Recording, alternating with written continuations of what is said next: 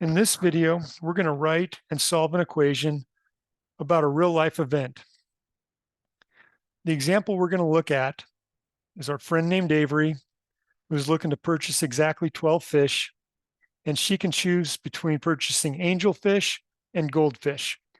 So we're going to write an equation that represents how many angelfish Avery can purchase, which we're going to use the variable a for, if she purchases G number of goldfish. Now, every equation is going to have an output, and sometimes we can refer to this output as a total. And this total is going to be composed or made up of the sum or the difference or the product or the quotient of everything involved in this equation or this scenario. So let's write down what we know. We know that we've got a total, and that total is 12 fish. And that is composed or is equal to all of the other fish that are involved. So we're looking here at angelfish and goldfish.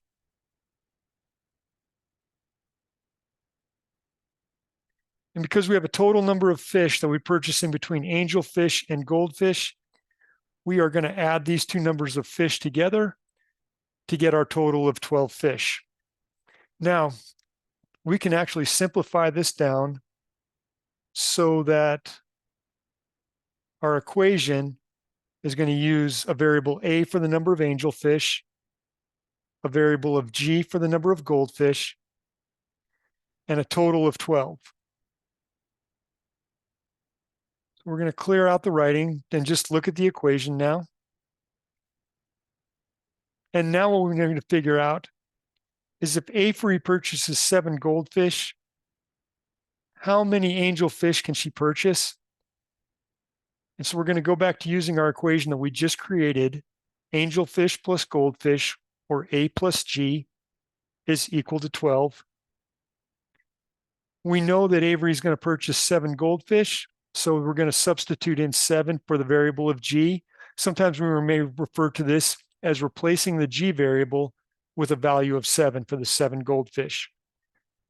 Now, the objective of solving this equation is to get the A variable for angelfish isolated or all by itself on the left-hand side of the equation, and a constant value or a single number on the right-hand side of the equation. Now, the way we're going to do that is with inverse operations or opposite operations, and we need to move that 7 to the right-hand side of the equation or remove it from the equation altogether. Now, the opposite of a plus 7 or positive 7 is going to be a negative 7 or minus 7. So all we're going to do is subtract 7 from both sides of the equation, and everything's going to remain balanced. Now, after we subtract 7 from both sides of the equation, we're going to focus in on plus 7 minus 7 on the left-hand side and 12 minus 7 on the right-hand side. And 7 minus 7 becomes 0 on the left-hand side. 12 minus 7 becomes 5 on the right-hand side.